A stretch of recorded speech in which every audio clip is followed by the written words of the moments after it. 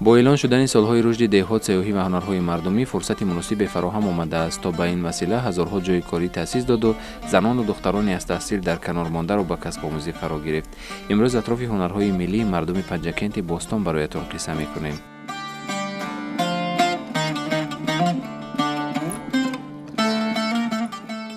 من از همین بچگی من همین گلیم بافی، تور بافی، جمپر بافی، پایپاق بافی، من همین برای همه فرزندانم، برای همین عروسا زن میگیرن، توی میکنن، شو میگیرن، همه خیلی میبیاین. 5 تا 6 تا هر نموداش برای عروسا میدوزم. بعد من این خیلی کورپچه های قروق، دسترخوان های قروق، همینای دوخته میتیم و برای فرزندانم استفاده میبرم. خانه هر یکتی همه عروس کردن فرزندانم و نبیره هم و هم میشبه، همه خیلی خودم ساخته همینا به هدیه میکنم.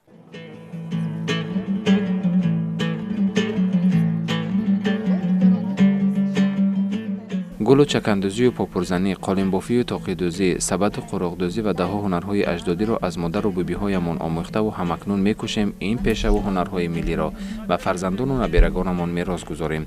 سالهای پیش در دل علم به سر می‌بردیم که چرا 5 پنجه هنر داریم و مسئول دسترنج‌هایمان فراتر از دهه خود معرفی کرده نمی‌توانیم. خوشبختانه از باز توجه دولت به هنرهای ملی و اشتراک در نمایش چرابینی‌های فرهنگی، هنر ما خریدار پیدا کرد، میگوید خیرامانی سوربان.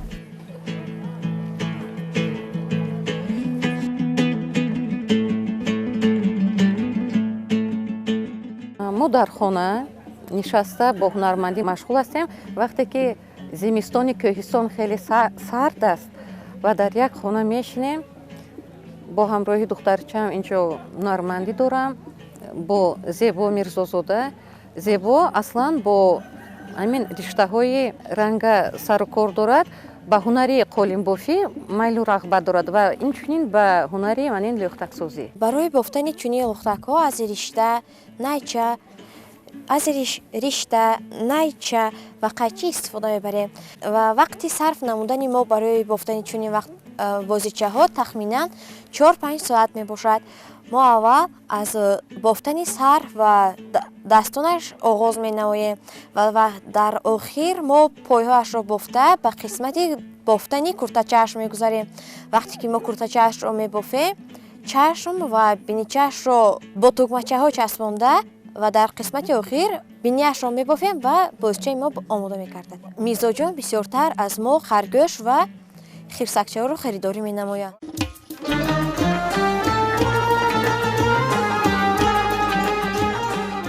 در این نایله به جز دوختن و بافندگی و دیگر هنرهای قدیمه به کسب قالین‌بافی توجه خاصه دارند. این صنعت قدیمه اجدادی خود را دست به دست بانوان تا نسل‌های امروزه به میراث گذاشته ایستادند.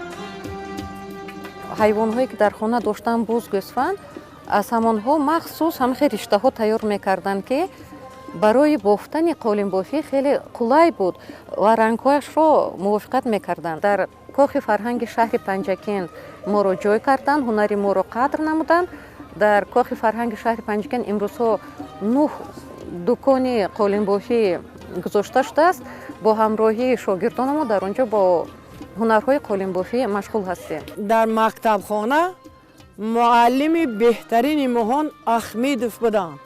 احمدوف متوکل، انا همون کس برای مهان همه خیلی مجبور هنر یاد میدادن. مکتب با هنرمند شده برآمدیم. همه بچه های یاد میتیم، با دخترچه ها بیان یاد میتیم. همه این گم شده ابین رفتگی بود، با همین از نو احیا شد. چرخ ریسی بود پیشتر با کامپیوتر، من همیشه پشم و پخته رو میگرفتن، چرخ میریسیدن، میغازیدن، پهن میکردن بعد و غنچه میکندن کلابه کلوله میکردن و بعد شال میبافیدن گلی میماندن. من همین گلیم ها از همون رشته های پشم و پخته بیبی ها ساختگی موهانم هنرهای همونا حالا هست موهان برای کودکام از خود 44 ماهگی هاشون گرفته ساخته میمانی تا به دوره‌ای که عروس داماد شده نشد. به قول بیشتر محققان هنر زن تاجیک در کار با متا نمایان‌تر است. او زیبایی می‌آفرد و در سوزنی، گلدوزی ها، سرانداز، تاقی ها، شیرازه آرزوی آمالش را نقش می‌بندد.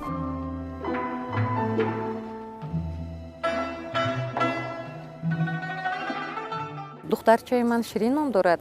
در شهر دوشنبه امروزها تحصیل می‌نماید و پدرش به او همین ماشینه پاپوردوزی را تحفه کرده بودند و با همون مهر زیاد دخترچم به همین هنر مشغول شد و با همین هنر دست خود در شهر و دهات پنجکین خیلی مشهور شد. و ما با کامپیوترهای پیشتر بیبی ها ما با هم میگرفتن و پشمای میشوشتن و میغازیدن و میماندن و صدچوب میکردن این خیلی خیلی.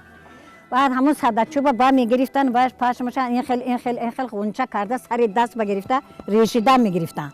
همان این و ما با خست اینجا چلیک بود با ارچوق با میگرفتن چپه میکردم. رنگ و بار رنگ نبود پیشتر از چماق پوستش، از سیب غوری چماق، پوست چماق، سیب پوستش گرفته دیگ و انداخته جوشانده همون کلابه های رسیدگی هاشون همه خیلی رنگ و بار کرده رنگ با میدر آوردن. بعد گلیم و خورجین و هر خیلی چیزها میکردن همه خیلی. تا حالا مهم به هست همین انعنه ها یگان دور نشده است.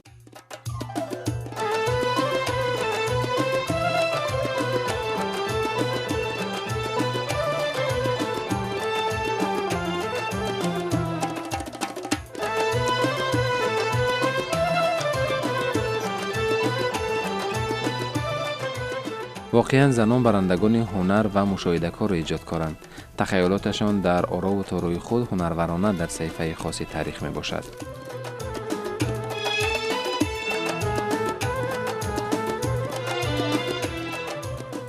ما 25 سال پیش همین هنر میکردیم. سال 2018 سال رشد سیاحی و هنرهای مردمی اعلان نمودن.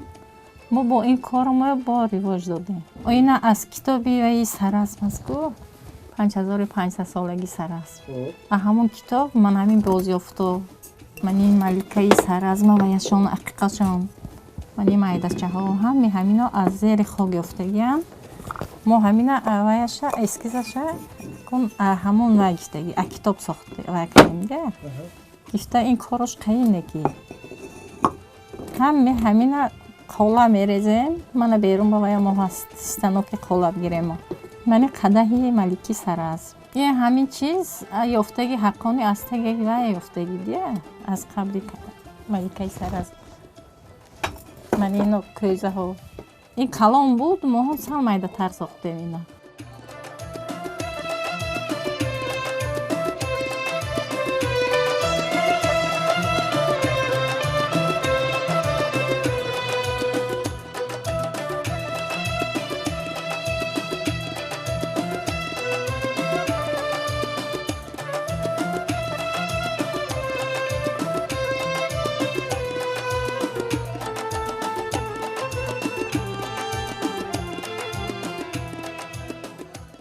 کودکان وقتی کودکچه ها مایده حالی صنف سیوم میخونه دخترچه هم ساختگی من این خالبچه های کوزچه های ساختگی هم گل سرخ و وقت میسازیم خاک یک و اکو یک و یک و قیچی میکنیم دیگه گل سرخ و خاک یک جای میکنیم. این زمان رو به احیای هنرهای مردمی داریم. اشاره به آن است که مردم نمونه های بهترین را چون رمز استواری عمر ملت برای امروزیان باقی می‌گذارند. هنر آهنگری نیز در این منطقه از قدیم وجود داشت و سالهای اخیر نیز رشد بیشتر کرد.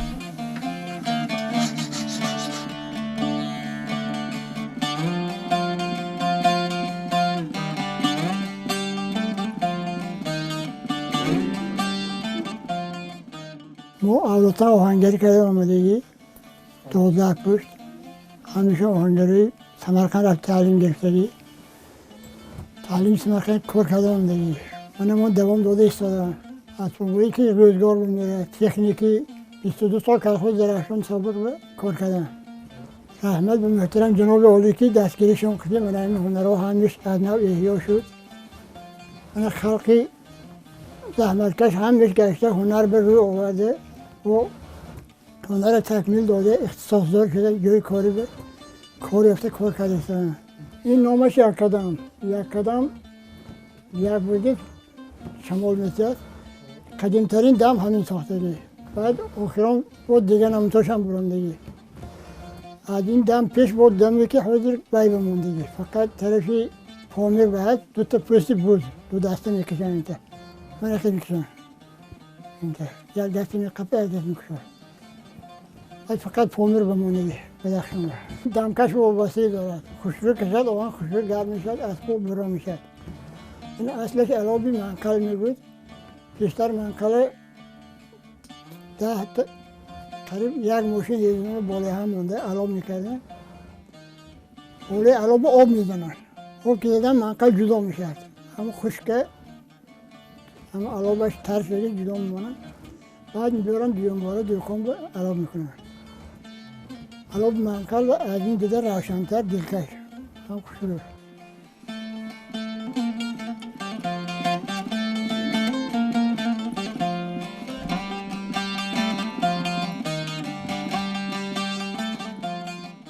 تبا تیشه کلان میتین پوتیشه کلان تیشه دوست لوس اسکنه کردن قریب 15 همون سر کردن ساختنش آلو سرکل ندادگم هنرمند اگر حلال کار باشد 4 فصل سال به صداش طلب کردن سازانه در حالتی که نظرانه هنرمند کار کرد نه خودش آبرو میگیرد نه اسبابش برا میشد جشن عروسی یک ولایت از ولایت دیگر، ناحیه از ناحیه دیگر، حتی فرقیت آیین‌های محل‌ها وابسته به رسم آیین‌هایشان یکی از دیگری در بعضی موارد به کلی فرق دارند. هنگام اویله‌دار شدن عروسان مثلا کلینان امون با دستی هنرهای مردمی خانه جایهاشان خوشرو بزیب میکنیم. بعد همون قانون جمهوری تاجیکستان درباره تنظیم انعنه و جشن و مراسم ها زیادتی خراجات های و بسیار نمی کنند، لیکن همون مردم هنرهای خودشان تا حالیه برای فرزنداشان نشان داده می بیان.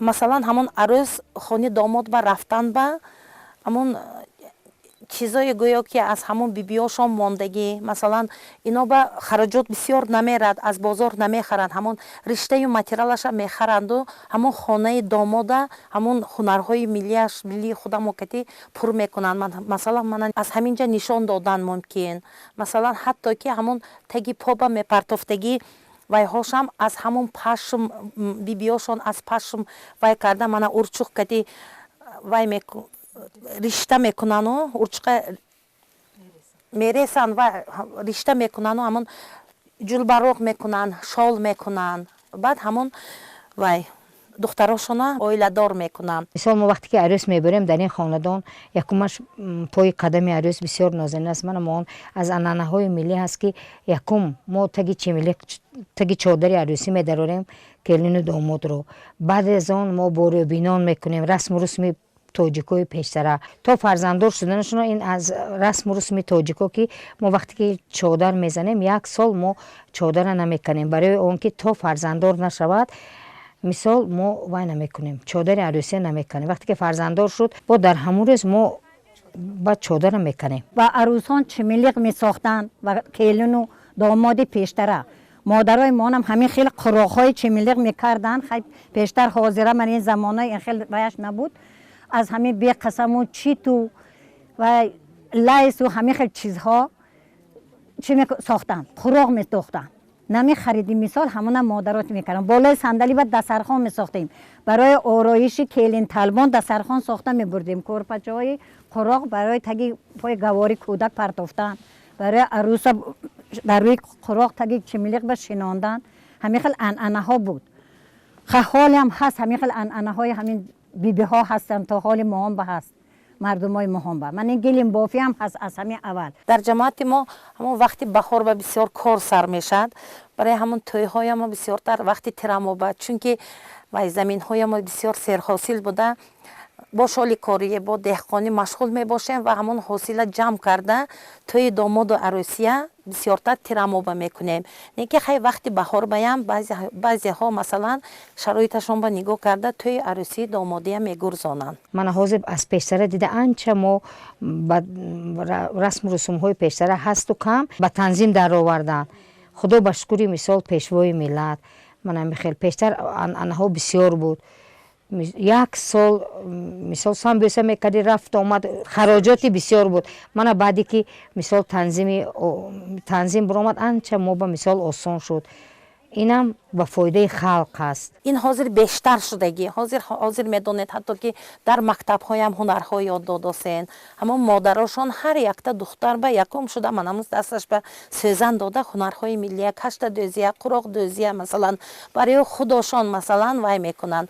дар деҳаҳои мо ҳар якта деҳа ҳар хел манамун ҳунарҳои дастии вай мардумиро истифода мебаранд. масалан баъзе деҳаҳо ҳастанд ки ман ҳамун таги поба вай мепартофтагӣ шолҳо медӯзанд. масалан якта қишлоқҳомо ҳастанд ки пурра ҷомадӯзикати машҳур ҳастанд. ҳатто ки аз ҳаминҷа омада ҷомаҳошона ҳамун то 1000та ҳамун духтароба пурра як деҳа духтароба ёд метиҳанд модарашон ҳама панҷакента бозораш ҳамун пурра ҳамун аз ҷомаҳои муҳон аз ҳамун ҷаманти саразм ҷомаҳошкатӣ пур шуда меистад. ё ки масалан як деҳа ҳастанд ки ваё бисёртар қуроқдӯзӣ мекунанд. занҳои ҳунарманд ҳастанд ки масалан зимистон ба тобистону баҳор ба меҳнат мекунанд замин ба, не ки зимистон ба ҳамун бо ҳунарҳои мардумӣ машғул буда ҳамунҳоя масалан бурда бозор ба мефурӯшанд. ё ки масалан баъзиҳошона ҳамун аз дасташон намеомадагиё ба вайба ҳамуно ба фурӯхта рӯзғорошона обод мекунанд аз ҳунарҳои бо дастии худошон.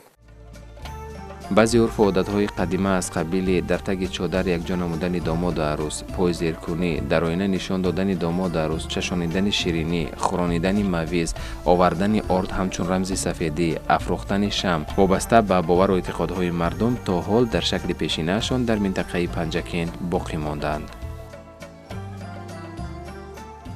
келина аз хони модар буровардан ба дига хел ёр мегӯд ва як ҳамто дила об мекунад масалан.